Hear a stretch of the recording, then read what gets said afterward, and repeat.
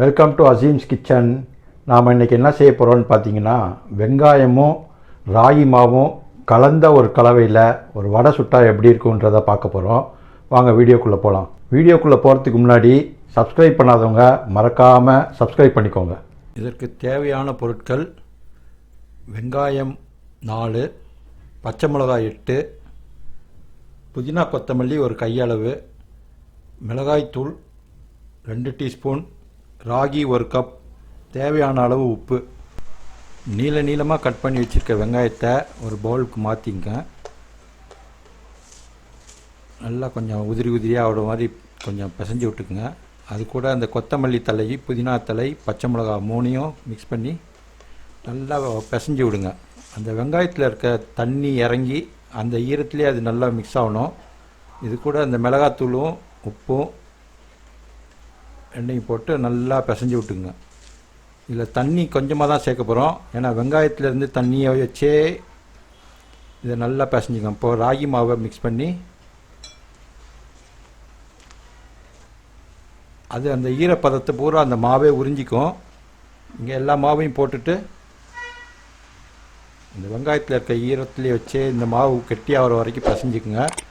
தேவைப்பட்டால் கொஞ்சமாக தண்ணி அந்த மாதிரி தண்ணி தெளிக்கிற அளவுக்கு சேர்த்து பிசைஞ்சு சப்பாத்தி மாவு பதத்துக்கு பிசைஞ்சிக்குங்க.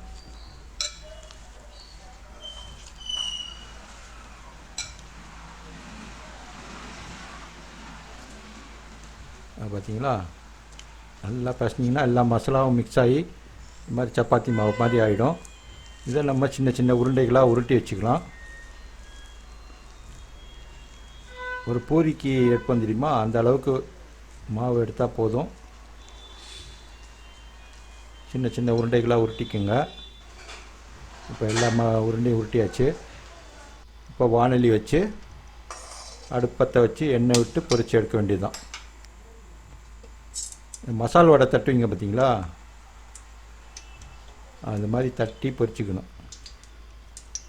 உங்கள் உள்ளங்கையிலே வச்சு லேசாக தண்ணி தொட்டுட்டு